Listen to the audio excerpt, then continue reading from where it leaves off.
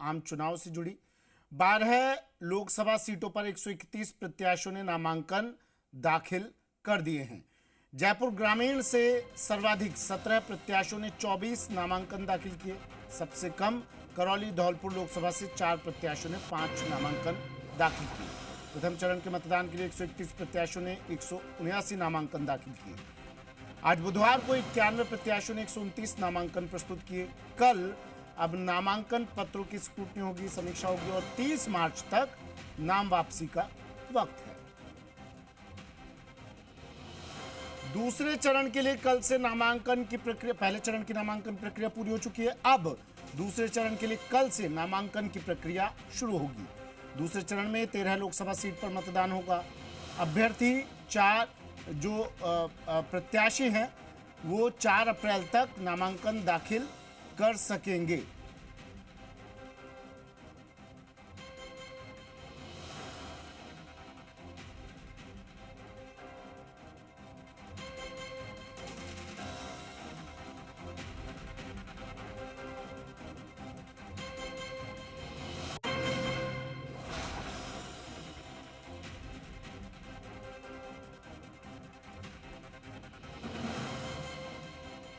चलिए, दीपक मेरे सहयोगी हमारे साथ फोन लाइन पर जुड़ गए हैं।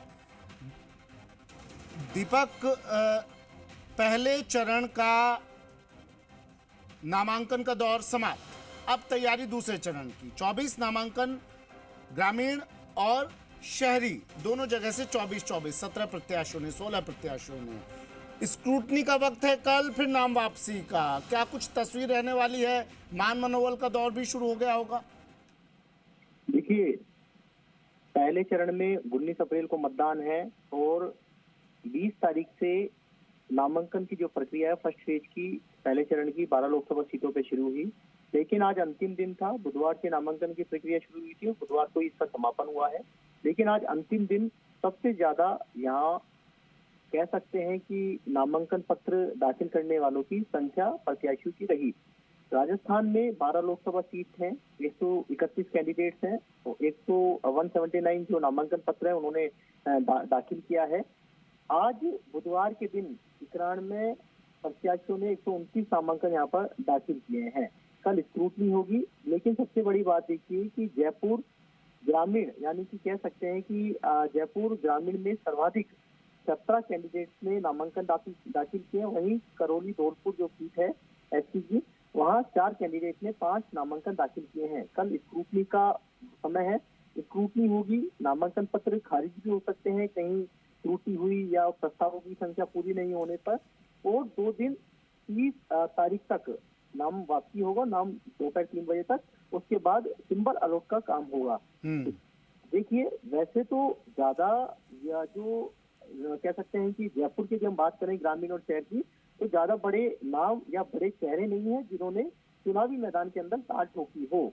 तो ऐसे में ज्यादा मान मनोबल की कैंडिडेट या पार्टियों को ज्यादा कोशिश करने की ज्यादा जरूरत नहीं है, क्योंकि आपने 2019 का यदि हम इलेक्शन देखें तो 2019 के अंदर जब 24 कैंडिडेट थे उसमें से 22 कैंडिडेट की जमानत जब्त हुई थी, यानी कि 16.66% मत भी नहीं ले पाए थे। इसके अलावा ग्रामीण के अंदर 8 कैंडिडेट से 6 की जमानत जब्त हुई थी। तो ऐसे में प्रमुख पार्टियां हैं, उनके प्रत्याशियों पर सबकी नजर है। फिर भी दीपक, क्या आपको नहीं लगता रिस्क कोई भी पार्टी नहीं लेना चाहेगी? 25 सीटों का दावा कांग्रेस भी कर रही है, बीजेपी भी कर रही है, और इस दावे को पूरा करने के लिए, इस लक्ष्य तक पहुंचने के लिए रिस्क तो लेना नहीं चाहेंगे। देखिए, रिस्क तो पार्टियां नहीं लेना चाहेंगी, लेकिन जितना छोटा चुनाव होता है, आप देखिए मार्जिन भी उतना ही है। लोकसभा सीटों का यदि 2019-2014 में आप देखेंगे तो जयपुर शहर में 5 लाख से 4.5 लाख से लीड रामचरण बोरा ने किया। राज्यवर्धन ने भी 3.5 लाख के करीब लीड की है। हालांकि सामने वाले व्यक्ति को कमजोर नहीं समझना चाहिए, ये तो जरूर है। लेकिन जहां पार्टी को लगता है कि ये कैंडिडेट प्रत्याशी को नुकसान पहुंचा सकता है, इसके जो वोट है वो समीकरण बिगाड़ सकते हैं, तो उसको जरूर यहाँ पर कह सकते हैं कि मान मनोबल और कहीं ना कहीं नाम वापसी और नामांकन पत्र वापस लेने की मान मनोबल चलेगी। विधानसभा चुनाव के अंदर भी इस तरह की तस्वीर देखने को मिली थी।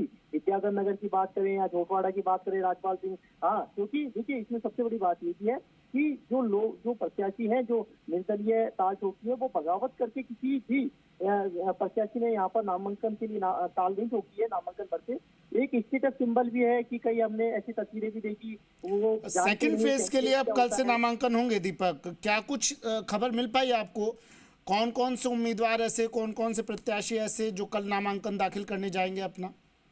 देखिए वैसे तो सुमित, नामांकन के अंतिम दिन या शुभ मुहूर्त में या शुभ चौगड़िए के अंदर ही प्रत्याशी अपना नामांकन दाखिल करता है। भले ही चुनावी जो कैंडिडेट हैं पार्टियों ने पहले घोषित कर दिए, लेकिन तस्वीर आज ही आपको चुनावी माहौल देखने को मिला, गहमा गहमी का माहौल देखने को मिला। तो ये माहौल आपको सेकंड फेज की अधिसूचना सुबह 11 बजे यहाँ पर जारी हो जाएगी। 13 लोकसभा सीटों पर है, 4 अप्रैल तक होंगे। चलिए, शुक्रिया दीपक तमाम जानकारी के लिए।